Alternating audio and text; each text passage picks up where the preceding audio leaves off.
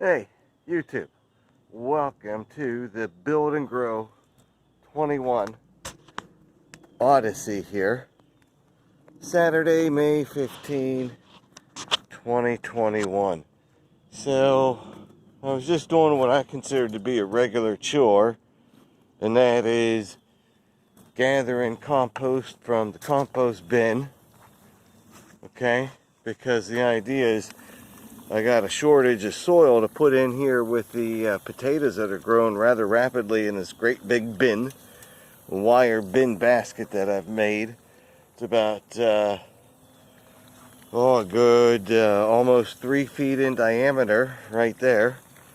Okay, circular wire basket, potato bin filled with the soil, compost, straw, potting soil at the beginning, potting mix at the beginning, along with some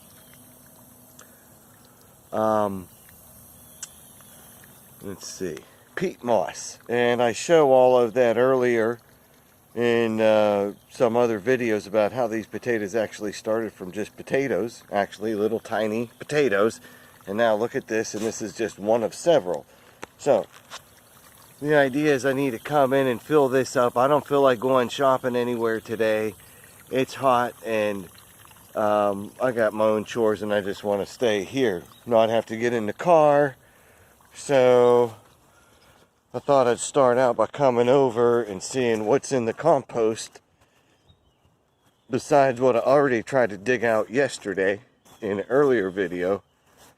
And I came in and I dug down deep on the other side, and I dug out enough dirt there to mix with what I consider my my soil making pile here.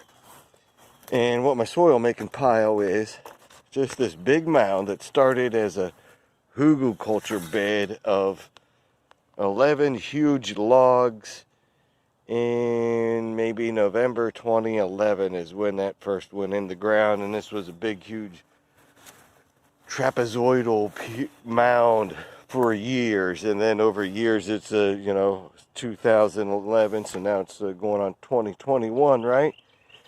So 10 years later, it's all, being used and decomposing and becoming soft soil. So I just dug a bunch of soil right out of here.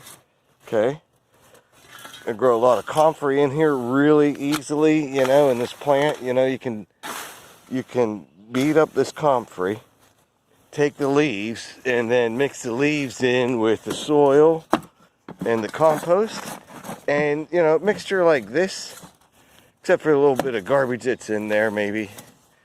I'm not worried about that. But the little bit of mix like that, I think it'd be perfect for potatoes. And then I'll grow that, I'll top it off with some,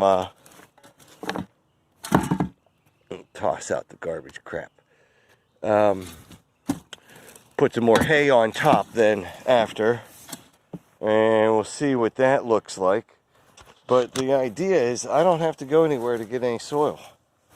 I need to come in and clean in here anyway. I've got a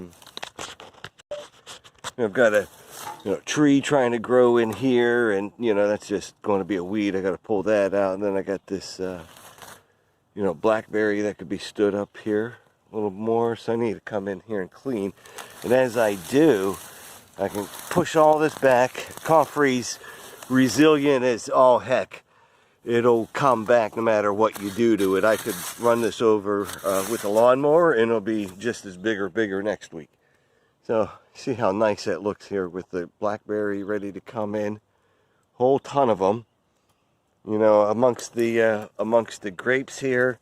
And then right in front of all of this, it's a really nice alternative. So the recommendation is, start out small. Take a couple of logs, bury them, okay, or just mound dirt on top of them.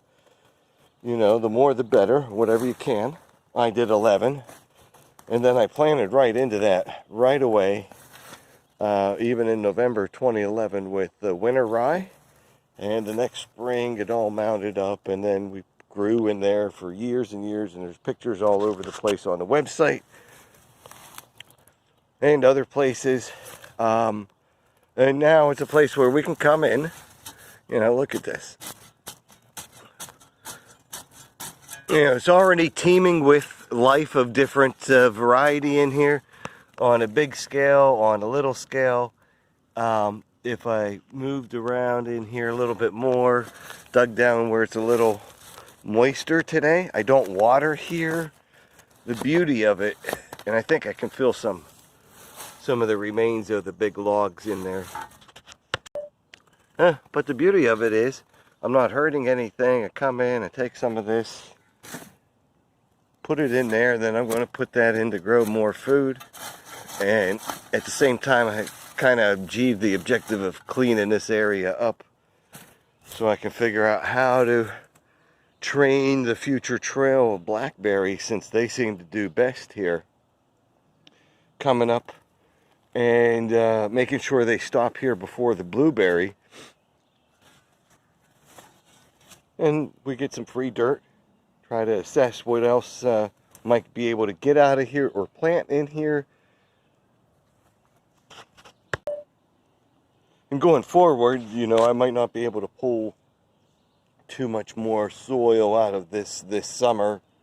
But what wouldn't hurt is if I chopped up some of these comfrey leaves, but they're all flowering right now. And don't worry about, you know, they're all bent over. They'll all bend back right up in just a little bit probably. All these purple flowers are great for pollinators, so I don't want to harvest any more fresh, but I could very easily just cut all these comfrey plants and leaves off, layer them on the top there where it's barren, and just create new soil right from there. So I might do that with some of these horseradish leaves, but I'd like these leaves to be a little more mature. This is horseradish right here.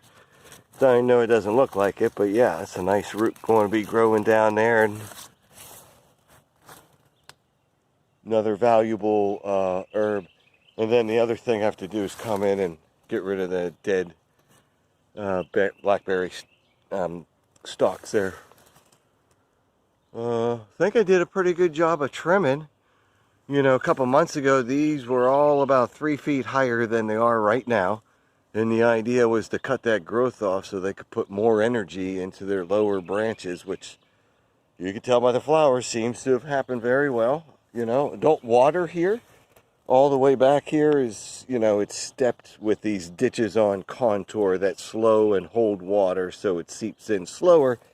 And then each of these plant sections here, if you will, like this is a grape, those are blackberry, they're all built on mounds of sunken wood or just topsoiled wood here. Like there's a whole bunch of wood logs there and covered with soil, and then we planted new blackberries there years ago, and this is what it looks like now. Been very productive. And you know, we'll see how many we get. Well, you know, we grow enough so there's enough for us and all the critters out here.